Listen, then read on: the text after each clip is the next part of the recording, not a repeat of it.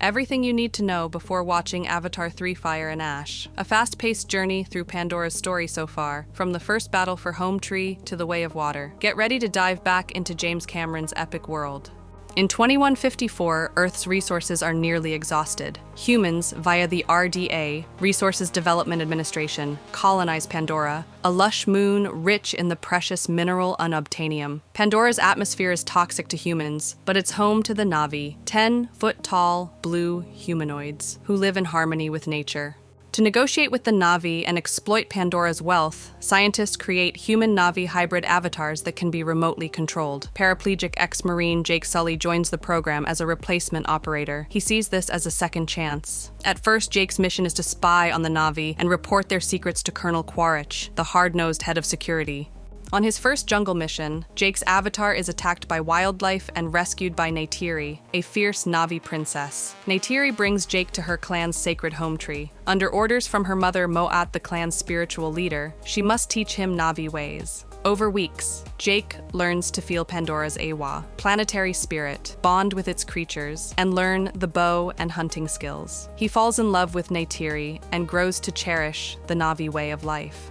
Back at camp, Quaritch discovers that a huge vein of unobtainium lies directly beneath the Omaticaya clan's giant home tree. Administrator Parker Selfridge reluctantly greenlights a plan to drive the Na'vi away by sheer force. He orders the home tree destroyed, despite warnings from Dr. Grace Augustine that burning it would rupture Pandora's living neural net, the Tree of Souls. During the attack, Trudy Chacona, RDA pilot sympathetic to the Na'vi, helps evacuate Jake, Grace, and Norm, but Grace is shot and dies. Neytiri's father, Atukin, the clan leader, is also killed under the falling tree.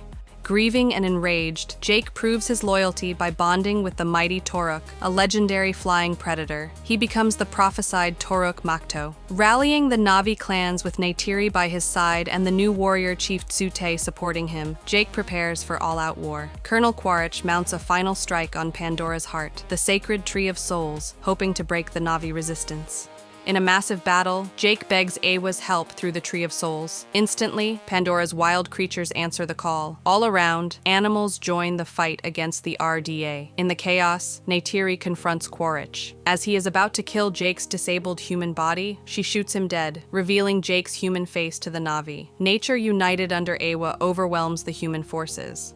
With Quaritch gone and the RDA defeated, the remaining humans are forced off Pandora. A few scientists like Norm Spellman are allowed to stay, but Jake makes a permanent choice. He links into the Tree of Souls to transfer his human consciousness into his Na'vi avatar forever. He emerges a true Na'vi warrior and leader. The film ends with Jake, now fully one of the Na'vi, pledging to remain on Pandora with Neytiri and defend their home.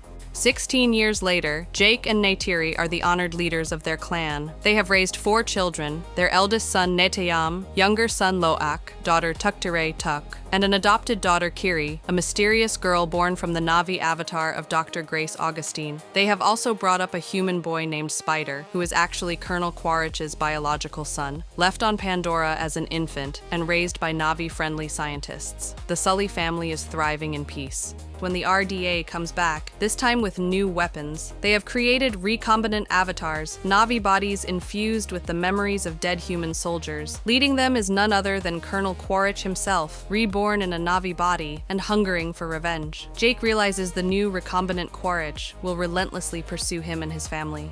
After an RDA raid where Jake's clan narrowly rescues his young children, Jake decides they must flee the forest. He takes his family by air to Pandora's eastern oceans. There, they find the reef-dwelling Metkayina clan, Na'vi, who live in harmony with the seas. These reef people have adapted to water. They have strong paddle-like arms and broad, flat tails for swimming, and they communicate deeply with sea life. The Sullys are welcomed by Chief Tonawari and his freediver wife, Ronal, played by Kate Winslet.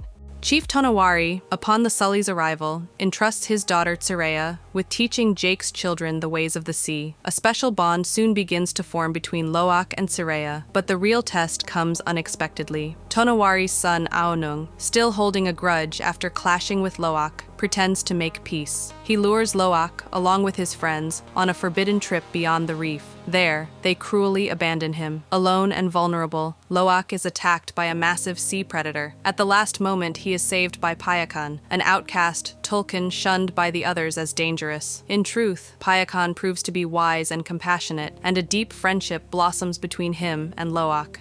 Kiri wants to learn more about Grace's mother, whose consciousness resides in Aiwa, Pandora's collective consciousness. The girl connects to the Tree of Souls but suffers a seizure. To save Kiri, Jake contacts human scientists and asks for their help. Chieftain Tonawari rescues Kiri, and the signal is detected by Quaritch. The villain hijacks a whaling ship to kill the Tulkun and harvest their brains for an anti-aging cure. He also tries to lure Jake out, promising a bloody massacre of the sea creatures. Loak wants to warn the Tulkun Payakan of the danger. Chieftain Metkayin's younger sister and children follow him. However, Quaritch is already hunting Payakan, notices the children, and takes them captive. Jake, Neytiri, and the Metkayan clan gather an army and attack Quaritch and his people. Payakan also fights the villains and accidentally sinks the ship. Neteyam, Jake's eldest son, rescues the hostages but is mortally wounded. Quaritch and Jake face off in an intense final battle. After a brutal fight, Jake manages to strangle Quaritch unconscious and escapes the sinking ship, thanks to the bond between Loak and the Tulkun, Payakan. At the same time, Kiri uses her connection to Aiwa to summon sea creatures, helping rescue Neytiri and her youngest daughter. Spider finds his father, Quaritch, who is barely alive. He saves him, but decides to return to Sully's family. After Neteyam's funeral, Chief Tonawari officially welcomes Jake and his family into the Metkayina clan. They are now part of the Reef people. The Sullys begin a new life by the sea, but Jake is still grieving the loss of his son. Despite the pain, he promises to continue the fight against the humans to protect Pandora. If you haven't seen Avatar in a while, now you're caught up on all the major events. With Avatar 3, Fire and Ash on the horizon, you can dive back into James Cameron's world, ready for the next adventure. This was your quick guide through the first 2 Avatar films. Stay tuned to Frame by Frame for more Pandora stories. See you next time.